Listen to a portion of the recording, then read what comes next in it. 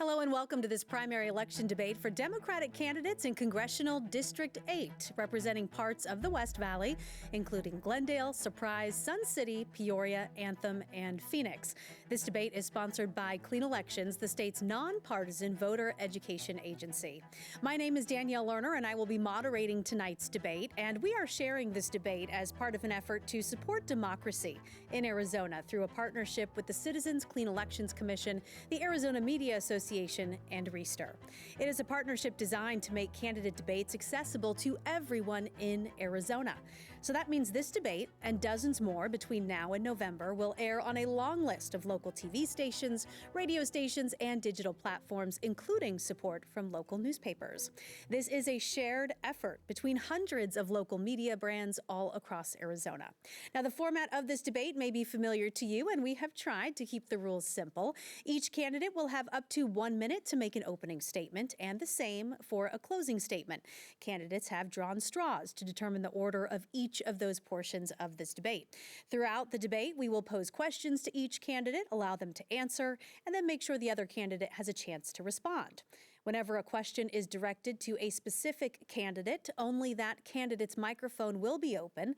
At all other times, every microphone will be open. And thank you to voters all across Arizona who submitted questions for this and other debates. We've reviewed all of them to make sure every voice is heard.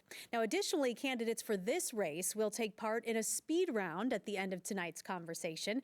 And those questions have been given to candidates ahead of time.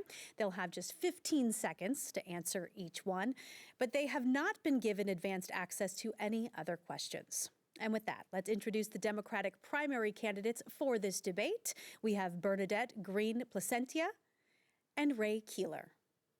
Mr. Keeler, we'll start with you. You have the first opening statement. You have 1 minute. Thank you, Janelle, and thank you to the Arizona Clean Elections for having us. I appreciate the opportunity. I am a proud, moderate Democrat. I'm running for Congressional District 8 in the Northwest Valley. I'm running to try and get things better for our community up in the Northwest. I've lived in that district for 42 years. I think Democrats want a candidate that is a Democrat, a strong Democrat that can actually beat the current MAGA election denier, Abe Hamadeh. I think I'm that candidate. Some personal information. I'm an engineer, software engineer, so I'd go from notes. Our family came here when I was 6. I'm a product of public schools, grade school, high school, started college, enlisted in the U.S. Army. 82nd Airborne Division is what I ended up with. Vietnam was my enlistment guarantee. They had to pull people out. They were pulling people out of Vietnam, so they let me go airborne instead. I got to jump out of planes. They paid me for it. It was fun. Mr. Keeler, that's 1 minute for your opening statement. Okay. We'll get more into both of your backgrounds in just a moment, but Ms. Placentia, you have 1 minute. Well, thank you also to Clean Elections and Danielle for hosting this, and thank you to the voters for tuning in. This is democracy in action. My name is Bernadette Green-Placentia. I am a lifelong Democrat, and I've been fighting for democratic values and principles for my entire life. And I was a long-haul truck driver and small business owner for 27 years, 4 million miles. I like to say there's no part of the country I haven't been to. There's no American I haven't met. And that experience has taught me that when I came to Arizona, I recognized the diversity here in Arizona is exactly reflective of the diversity that I encountered every day out on the road. It is the knowledge of my experiences talking to those folks and being able to reach and work with people, regardless of party, that makes me the most electable and most obvious candidate that can be Abe Hamadeh. Thank you. All right, let's start by talking a bit about this district, District 8. It has been represented by a Republican for decades now. And so I'm curious, why do you think constituents are ready to switch course from their current representative after just one term and also elect a Democrat to this position? Ms. Placentia, we'll start with you. Sure. It's quite obvious that even though I think we can all agree 2024 was a very anti-democratic cycle. Yeah, the current representative, Hamadeh, received 46,000 less Republican votes. It was a change election. People were mad and they were voting against something That's going to be somewhat the same mentality this time around. As somebody who's worked with people across the aisle in my entire adult career, I realize that, especially to win back the working class that Democrats have kind of lost, we have got to present somebody that can reach across the aisle, speak to those people, but also that they'll vote for. And that's somebody that they recognize speaks their language, that understands and shares the same values, that knows the problems they're going through, that can say, hey, you know what? I take stuff out of my grocery cart. I shop for car insurance. I'm worried about the price of gas. I'm worried that my daughter has to wait for me to die to buy a house or get a home. So. All right, and Mr. Keeler, your thoughts on that? I think I am the most electable for this, in part because I'm a strong Democrat. It's on my street sign saying Democrat. I was an independent for 19 years prior to becoming a Democrat. All of my literature and everything is Democrat. I'm here to help because as an independent, I could select the Republican primary to vote against people that I didn't like. I thought that it would be better for us. I'm running to help our constituents and just make it work. American Bridge is a Democratic super PAC. They said that Abraham Hamadeh is vulnerable. I expect to be able to beat him because of my credentials as on all of my life skills that I've obtained. We'll get to those. You both have mentioned your background here towards the top of the conversation, so let's go a little deeper into that. Mr. Keeler, you were talking about your background off the top, but what specifically in your background will translate well to Congress? Let's do it this way. I am a software avionics engineer contract. I've worked around the country for FAA and making our aircrafts fly safely. They're very good at that. As a volunteer, I've been the government liaison for an 11,000-member nonprofit organization on science and land management and, on a large part, water.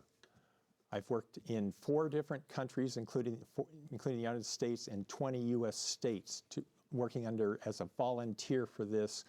I know how to work under stressful situations. My work here in Maricopa County is part of the high-angle mountain rescue team, getting people that are hurt out in the field and getting them safely back to the hospitals. I can do this for Congressional District 8, working with them. Okay.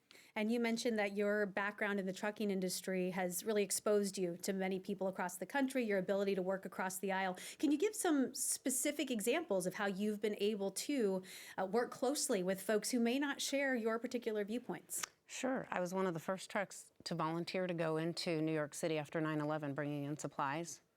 I was one of the first trucks to volunteer to bring water, of all things, into New Orleans after Hurricane Katrina.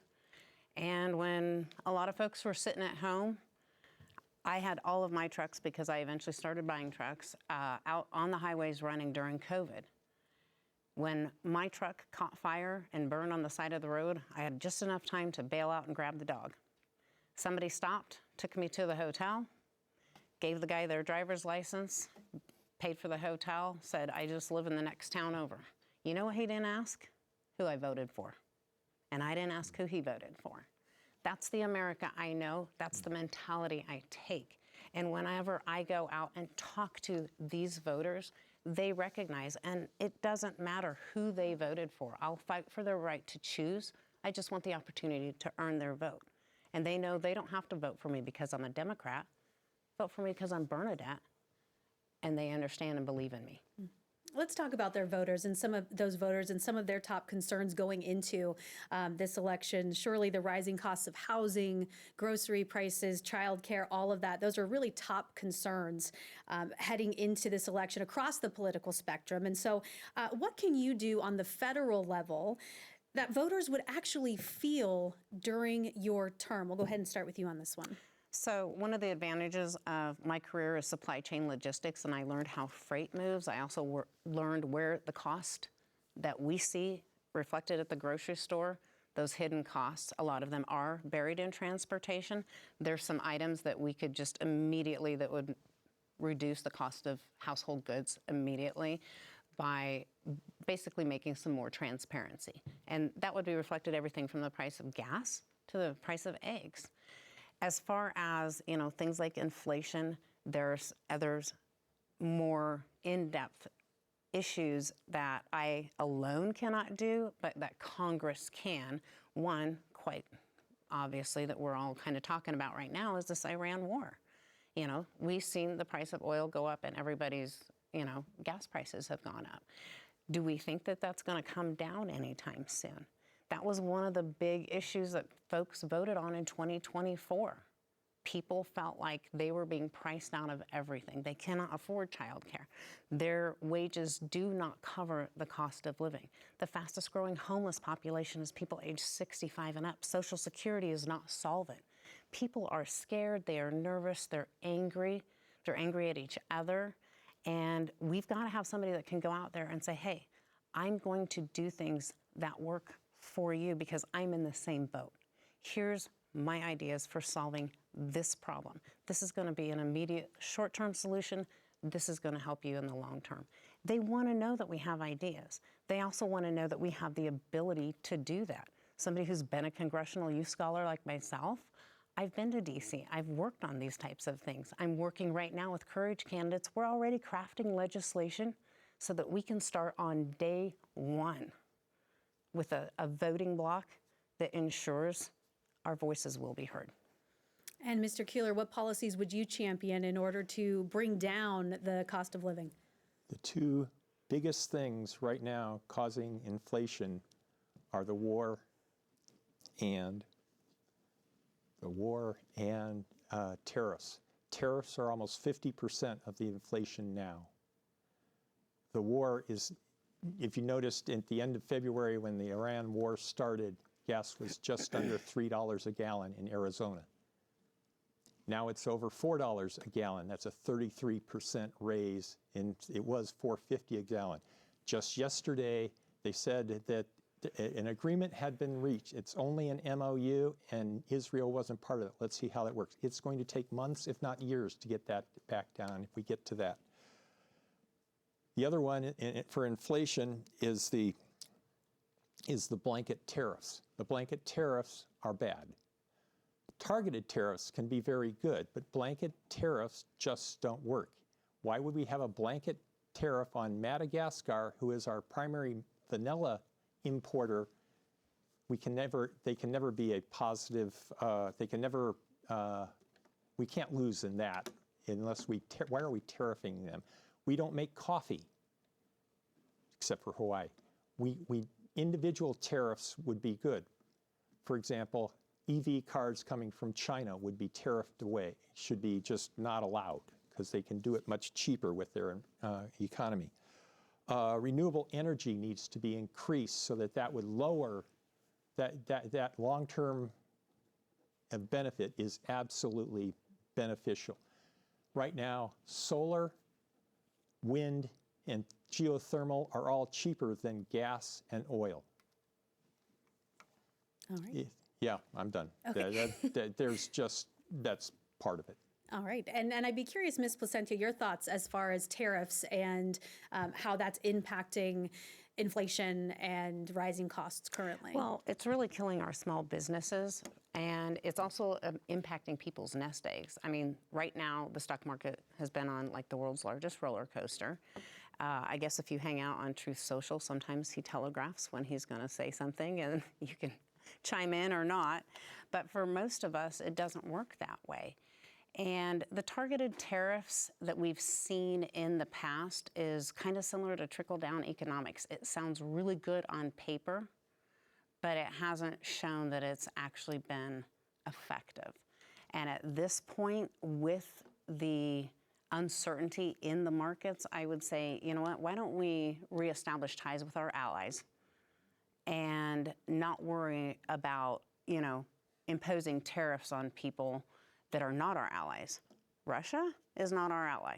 China is not our ally. I have no problem when we, tax those folks with their goods coming in. But the tariffs on our allies have really been hurting us. The tariffs are impacting our farmers. They're impacting the equipment. The truck drivers can't get parts and stuff, even from Canada. You know, and we do a lot of interstate commerce, obviously, between Mexico, the United States, and Canada. So I'm not a big fan of just, you know, saying, oh, okay, we'll have some tariffs here, some tariffs there. It doesn't work right now. Right now, we need to reestablish and get stable. Okay. Mr. Keeler, in your response, you mentioned resources, solar energy, wind, water, a resource here in Arizona that is certainly top of mind, particularly in CD8, where you have data centers wanting to move in. You've got residential and commercial building just booming. So I'm curious, do you think that our state should be prioritizing rapid development like this in areas like the West Valley, where water, there's a bit of a long-term uncertainty there with that? There is a big uncertainty on that. Let's touch on water just briefly, and let's use Surprise as the example. They have an ice facility that's being proposed. It's on pause. When the ice facility goes to full 1,500, as if that were the top detainees, they are expected to use 3.5 times as much water, 370,000 gallons of water a day. That's 3.5 times more than their biggest user in all of Surprise now. The mayor says we have no problem with water. Peoria is now drilling 2 wells to go 2,000 feet deeper. What we need is someone who can do binational treaties and agreements with Mexico for desalination. There are 2 primary concerns with that. This is for Colorado water and supporting that. We need to make the water pie bigger. I know how to do this. I've been working on water issues in 4 countries, counting the U.S., and 20 states, mapping caves. I find where the water's going down and where it's coming out. This is one of my core values. Okay, and Ms. Placentia, do you think that the federal government should be placing stricter limits on development in areas without a guaranteed water supply? Well, I think that actually comes back down to the states. You know, in Arizona is the 7th state. That's part of the 7-state compact agreement. We do have, as Ray said, you know, the smallest portion of the pie, and we have the littlest say. Desalination is risky. There's a reason why we have not done it on a mass scale. There's a reason why cloud seeding, you know, we don't want acid rain in Arizona. Somebody who has supply chain logistics, I'm used to taking goods from one place and taking them to another, and I suggested to some of our current elected officials, why don't we just build a pipeline and trade solar? We have 300 days of sunshine here in Arizona. We could be leading the nation in green energy. Trade that solar to states like Alabama, Louisiana, Mississippi, where they have plenty of water, and bring that water back. That would allow us to sell some of that water to, say, West Texas. New Mexico could have buy-in, Nevada, even California. These are things that we're going to have people who think outside of the box. The other thing, as far as like these data centers, I know that we just recently here in the Arizona legislature did pass a budget, and they did place, I believe, a 3-year moratorium. That moratorium was only on incentives for new companies coming in. And Arizonans need to understand that those jobs that they create, they're temporary. They're going to go away faster than our water supply. And we're going to have to come up with different sources of revenue, different sources of good paying jobs. And we need to understand that right now, those are water intensive. They're drawing so much power. You know, I think this administration actually proposed opening a coal plant here. We're gonna, you know, fire that stuff up again. That does not help the environment. So we need to be thinking about smart, but we need to be thinking about the future. So I have children. I'm assuming Ray has grandchildren. They're going to inherit this. Mr. Keeler, your thoughts on data centers and how she was saying, you know, the need to think beyond, you know, that 3-year moratorium and what happens after that. Right. There are 3 things that data centers are going to be affecting us the most. One is electricity, one is water, and one is impact to our current citizens there. For perspective, in Arizona, there's 86 to 100 operational data centers in Arizona now. There's a statewide. Of those, in addition to those, there's over 150 more facilities that are either in planning or construction. And thank you, Governor Hobbs, for putting the moratorium on no taxes for the tax deferments, I guess you'd say, for the data centers. They need to pay their share of the bill.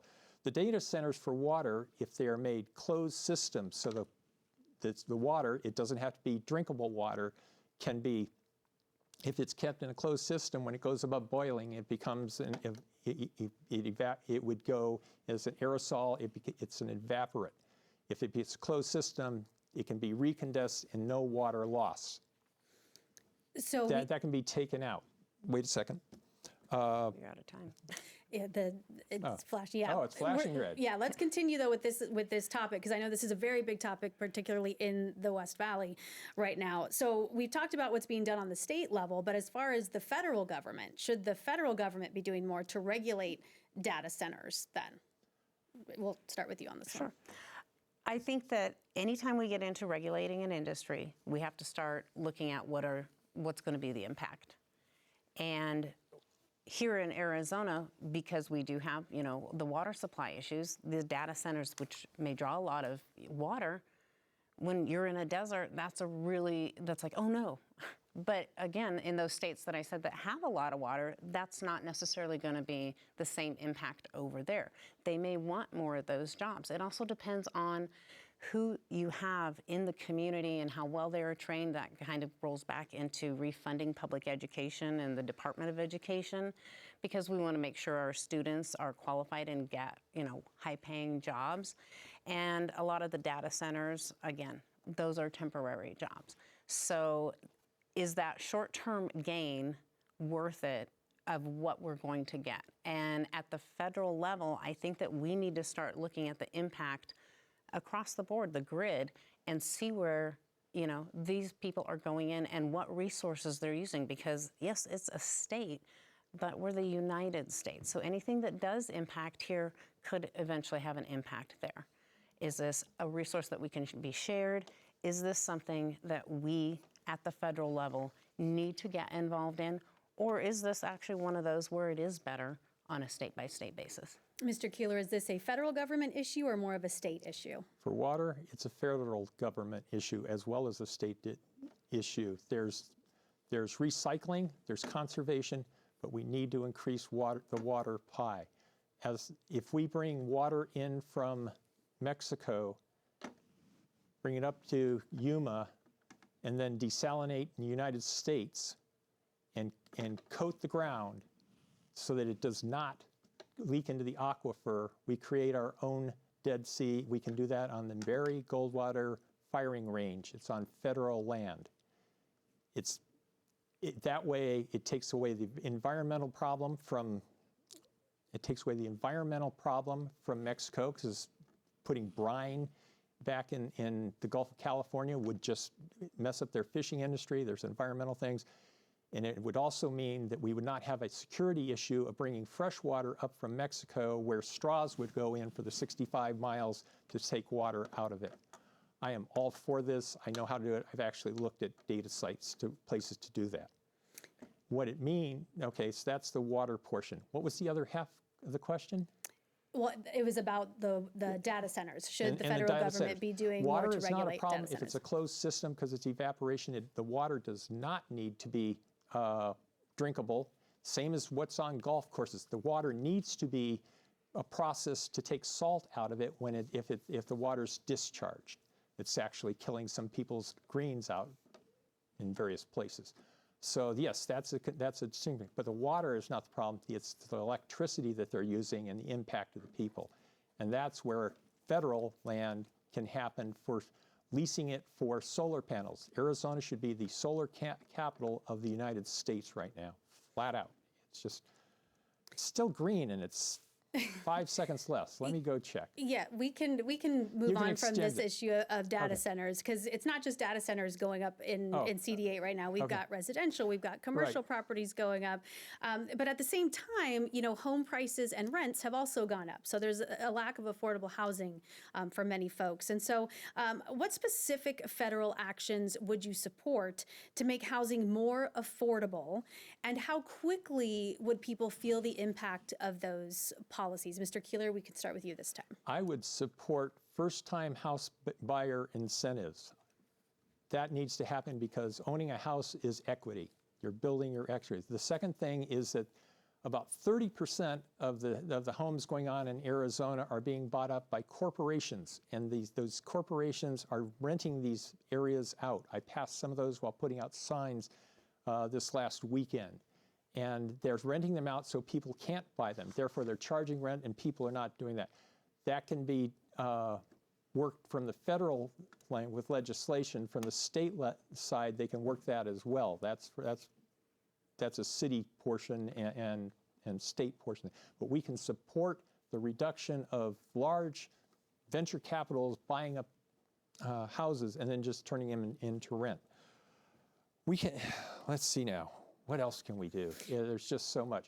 How specifically can you do that as a member of Congress? How would you champion that? So what happens in Congress if we do funding to do, you've heard of tiny homes, small homes, where you have an HOA, you have a whole bunch of fans, they have their own issue, and they own the house. They get incentive to do that. They can do crowdfunding, whatever, and then they start building their areas. If corporations are left out of that, then people can move in, and as they move up from the and can afford more, they can. It's getting entry into the home industry, and an HOA, you have structure that how people work together.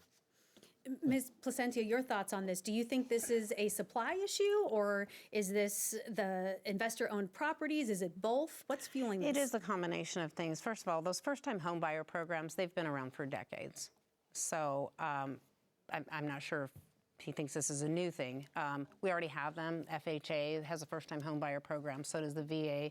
They're employer-owned, employee-sponsored home ownership, paths to home ownership, getting your keys. But as far as the tiny homes thing, that's great in some certain areas. Governor Hobbs, I want to say it was in 2024, they attempted to rezone to make the lots smaller. And they realized that the impact of doing that actually concentrated. It was almost like, okay, we're going to make Phoenix into New York City, and people were going to be more tightly packed into these areas. The problem is, so, you still have the same supply the same people wanting it, but the supply, those folks, whatever first-time homebuyer program or whatever incentives that they give, they'll just tack that onto the price of the home. That doesn't do anything. If you get $30,000, to put towards a new home, and then they add $30,000 to the price. One of the biggest things that adjusts for people's prices and their mortgages is actually the interest rates. And that is something that I think at the congressional level we could really pressure the Fed to say, hey, we need to adjust the rates to reflect what people can actually afford, because people are being priced out. The difference between a 2.25% and 6.25% on a $300,000 mortgage is almost $800 a month. If you are making $25 an hour, you might have been able to buy that house, not at 6.25%. The price of the home hasn't changed. So that's like the most direct way to lower the price and increase home ownership is by keeping the rates low enough that folks can buy into it. We do need to refund some of these first-time home buyer programs as well. That's a good incentive for folks. Mr. Keeler, would you like to elaborate on what you said earlier about new home buyer programs? Are you proposing new home buyer programs or expanding current programs? I'm talking about the concept of working with people in Congress to help support from the federal level to cities and states where if you set up the structure of people, say a 2-acre plot, we'll make it small, and you have an HOA that's set up, and then the people have ownership into those houses, we can set it up with helping from the federal level can help those people get in there, and one of the limiting factors can be not jacking up the prices because of everything. Its equity is one of the keys to making people actually gain in material, just flat out material wealth. The interest rates can be brought, if the interest rates can be brought down, the primary way to do that is to get the economy up and going. One of the things I'm still on green. One of the things I've noticed out pounding stakes. Yep, we'll circle back to the economy. One more question on this particular issue, though, because I think it is very important, especially for this district. Many seniors in communities like Sun City West and Surprise, worry about rising housing costs, property taxes. And so what should Congress do to help older Americans stay in their homes? Mr. Keeler, you could start this one. Older Americans staying in their homes is... What are you relating it to? Are you just saying they're out of money, or? That could be one factor contributing to it, or, cost of living. Inflation, okay, let's do senior concerns, basically. Sure. Seniors, their Social Security needs to keep up with inflation minimally. So the Social Security should be related to the inflation that's going out. Seniors need to have... we're talking about, you're trying to relate it to homes. I think their bigger concern right now is things like Social Security and not getting it privatized. Republicans are trying to do that. I would be just stalwart defensive to not having that happen. Same with Medicaid. That needs to be stabilized. They are vulnerable if it's privatized. There's so many different ways you can help seniors out, and some of those, how do you say it? Some of those ways have been removed by Republicans and DOJ in the last couple months, and executive orders, and our current congressman is supporting him, and I'm just against that. Okay. Ms. Placentia, your thoughts on that? We have 4 times the amount of seniors in Arizona's 8th Congressional District as most of the other districts. And as I mentioned before, the fastest growing homeless population is those age 65 and up. It's not just that Hamadeh supported cuts to Medicare, cuts to SNAP, which impacted the seniors in our district, as well as kids and families across Arizona. It's also the fact that Social Security, because so many of our seniors rely on it, and Bray alluded to this, it's not keeping up with inflation. That's where whatever their fixed income is, it's not going to change. They're being priced out. Their fixed income that maybe paid that rent that they were in, and now, I have a 76-year-old who sent me $20, and she was like, hey, I'm like you. I'm a driver now. That's her 3rd job. She gets Social Security, she's working as a cashier, now she's doing Uber Eats and at 76, because she does not make enough and earn enough to stay in her home, and she would be facing homelessness. She cannot adjust for the rising cost of rents. That is where I think that at the federal level, Congress can step in and say, hey, in the communities where you have residents that are on a fixed income.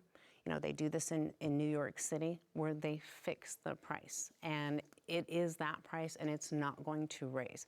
So that cost of living increase that they get from Social Security can maybe help them pay for their groceries, pay for the car insurance that they need, their medications, which is another area that Congress needs to have some significant oversight with reforming the ACA and making sure that we are competing on drug prices and lowering the price of drugs for not just for seniors, but for everybody. And that comes back to competition as well. There's too many conglomerates. We see it here in Arizona with the grocery stores. Yeah, Mr. Keeler, your thoughts on that as far as bringing down prescription drug prices? There is significant ways that we can reduce the health care costs for Medicare, Medicaid, and drug prices. One of those, I'm strongly supporting reducing the health care costs. We can require require the publication of prices of the medical procedures that we're doing. If you go and get your car fixed, you want an estimate of how much it's going to cost. If you're going in for a medical procedure, you should be able to ask about how much it costs. You should be able to shop between the different hospitals or medical facilities to find out about how much it is. What that does is it actually becomes a competition so that you can do that. We should for pharmaceutical drugs, we should be able to negotiate at a federal level for generic drugs. We need to be able to say the patent has expired. We need to offer that from the federal government as the most inexpensive way that's producing the same results as the name brand drug. They had the earliest. All right. When it comes to Medicaid, let's kind of stick with Social Security, Medicare, Medicaid, things we mentioned are impacting seniors right now. Hundreds of thousands of Arizonans rely on ACCESS, Arizona's Medicaid program. You both differ on the Medicaid work requirement. And so, Ms. Placentia, if we could start with you, what are your thoughts on that as far as changing the work requirement for that? Well, I know that there's, right now folks been saying, oh my gosh, all this fraud and waste.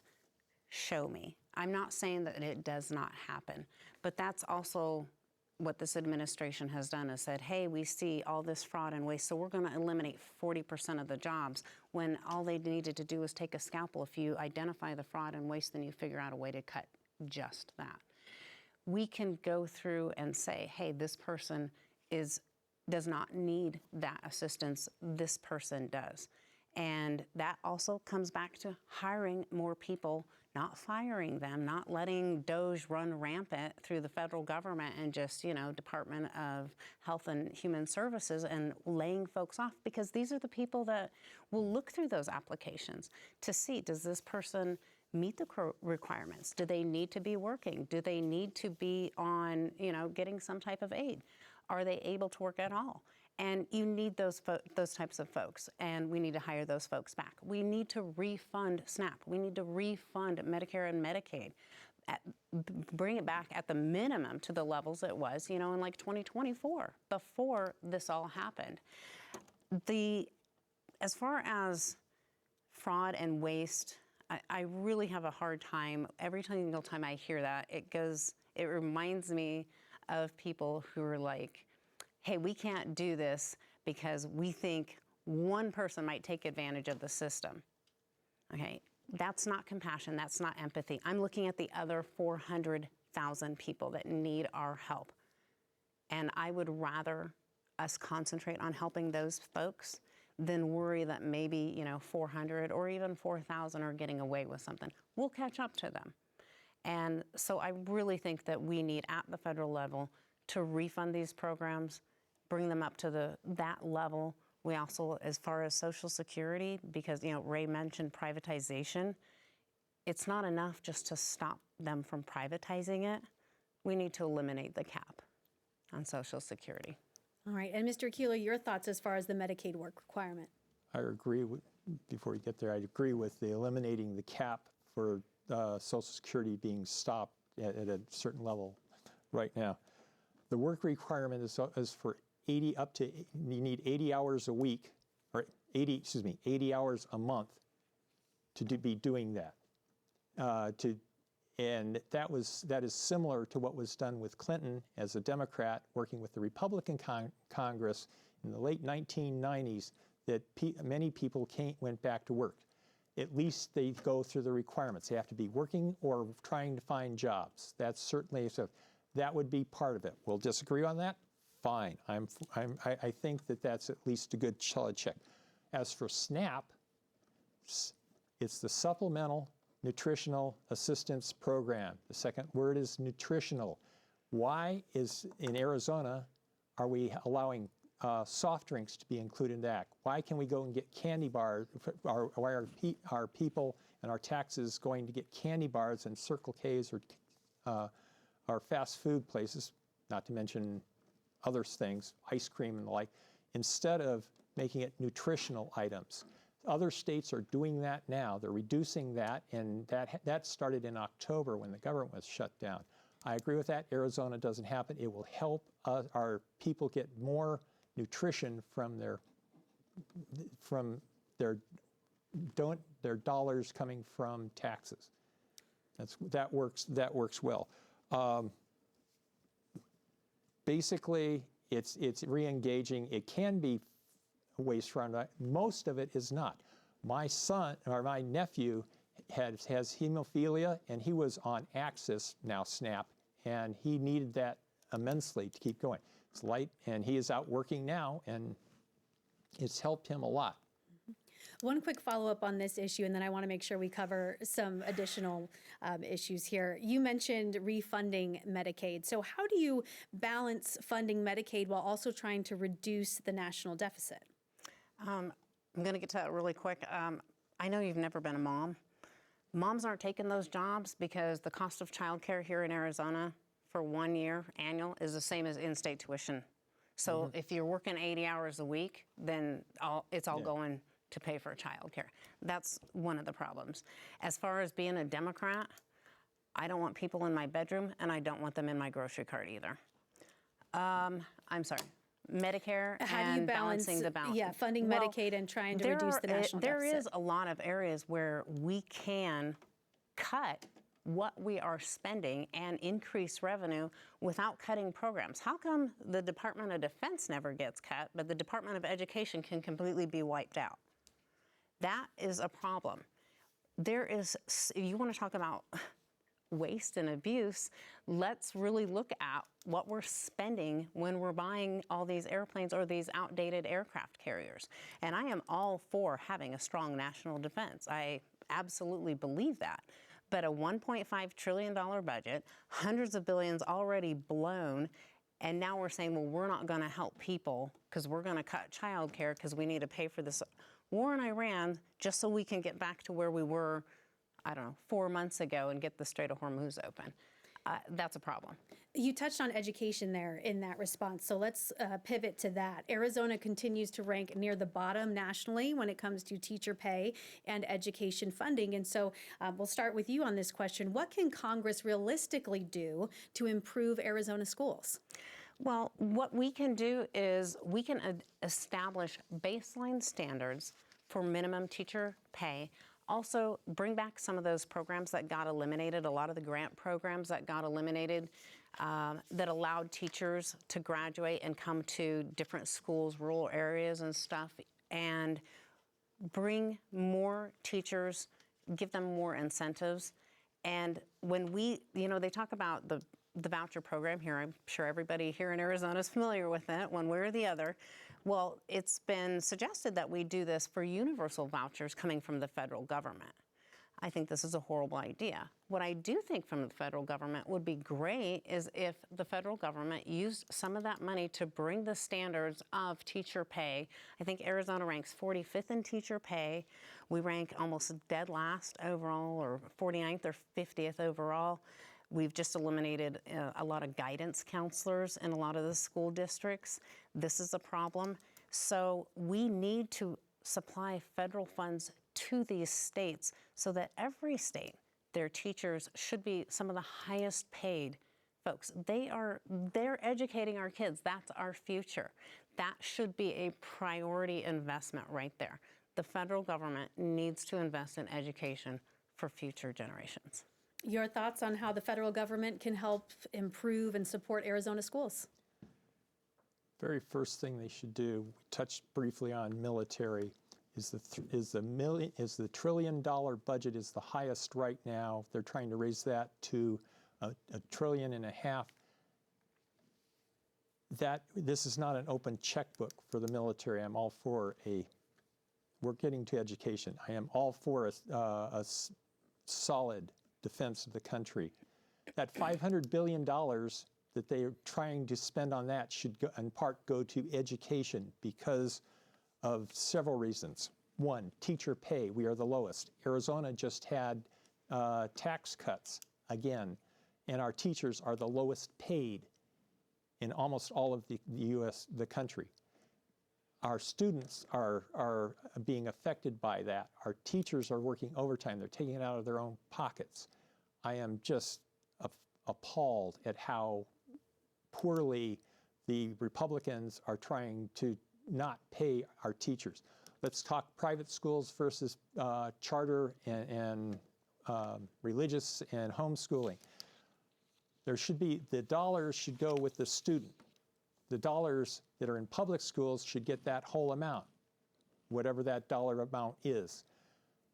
Some of the overhead in keeping records, in making sure that all of our public institutions have the proper records so that they can certify that students have gone there. The public students should get all of those, because we as the state, the government, contain that.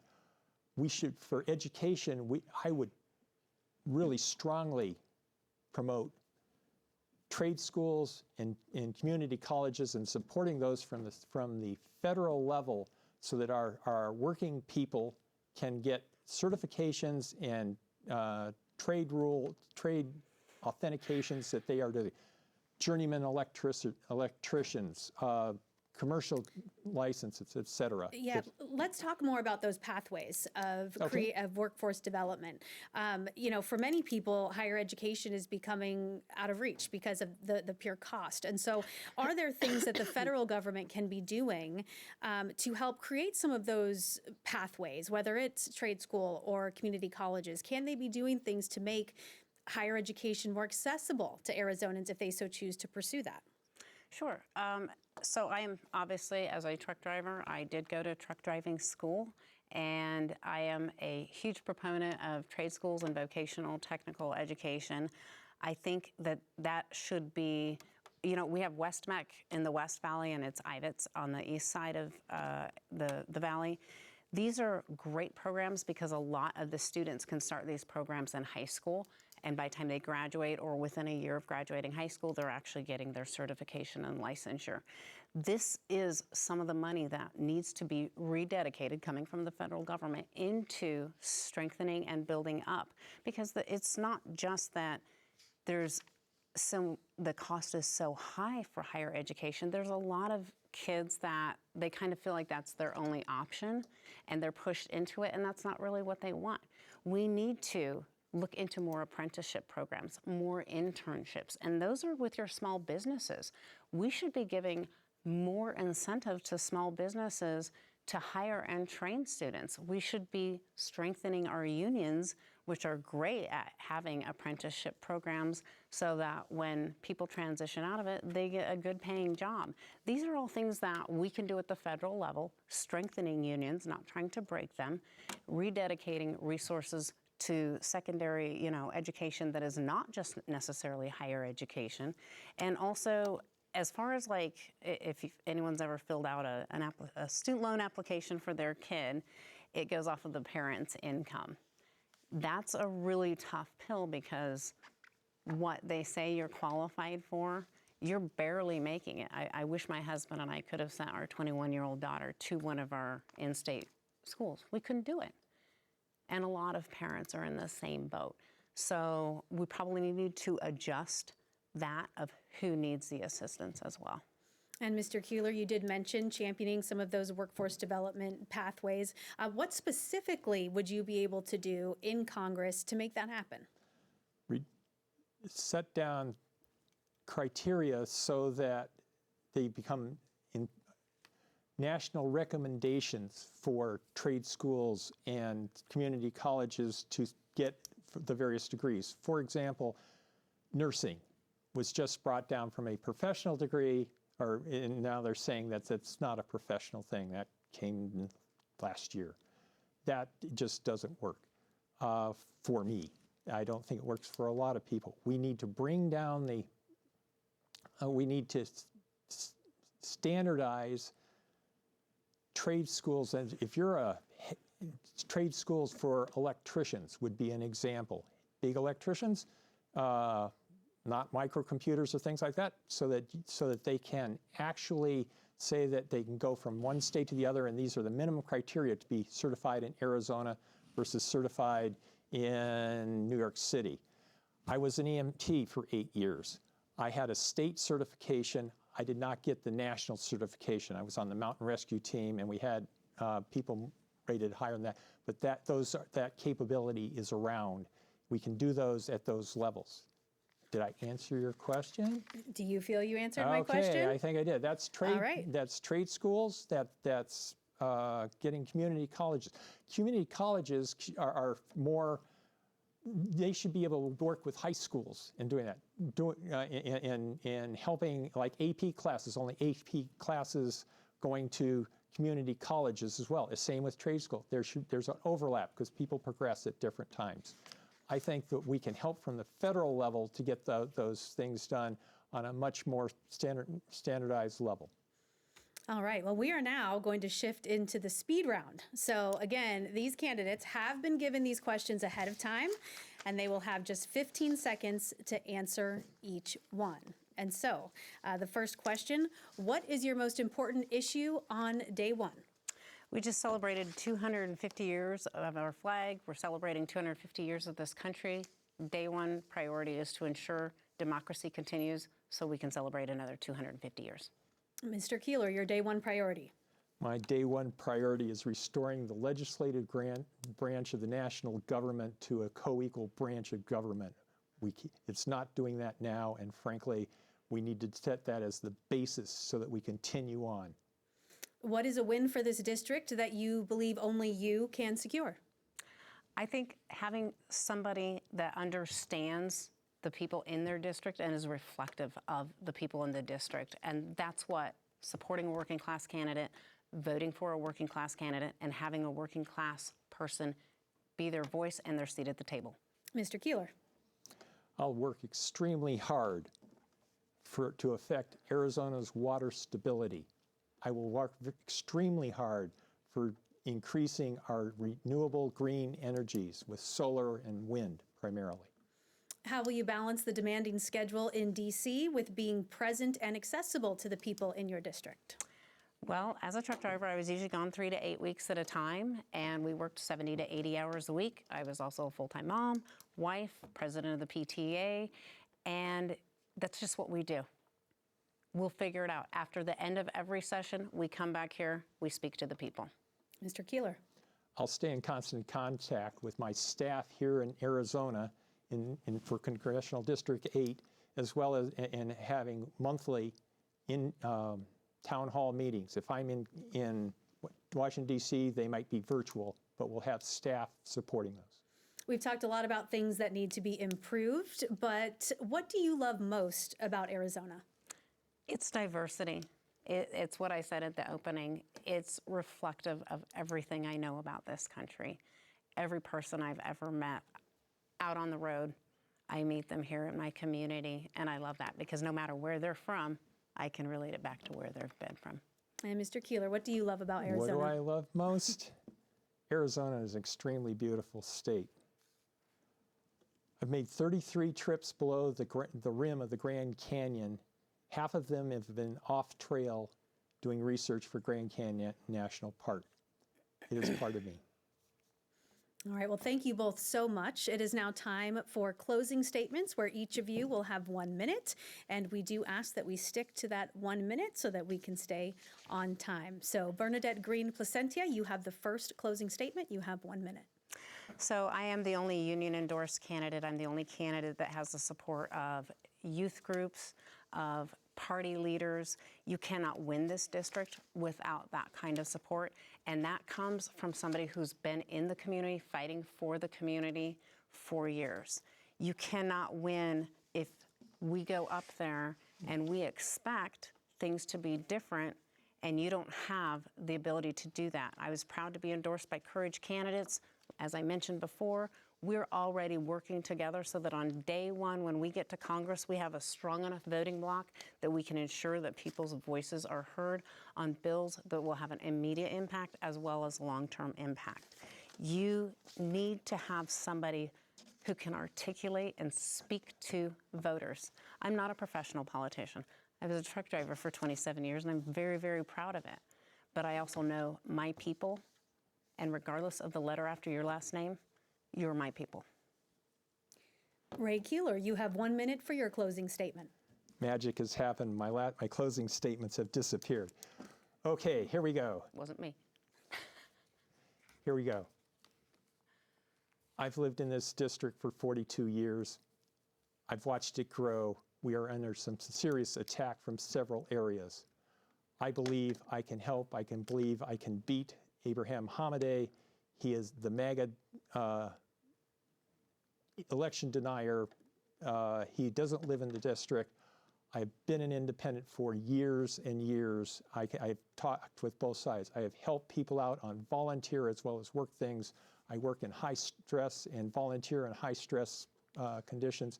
I will just do my absolute best. I'm very transparent. Everything I've done for 30 years professionally has been, I have to make those repeatable and open to the FAA. I have to get people out alive on rescue teams. I can work well with others. You get people together and it happens. All right, thank you, Mr. Keeler, and thank you again for being here. That is all the time we have for this primary debate with Democratic candidates for Arizona's Congressional District 8. On behalf of our partners at Clean Elections, the Arizona Media Association, Reister, and Sneaky Big Studios, thanks for joining us.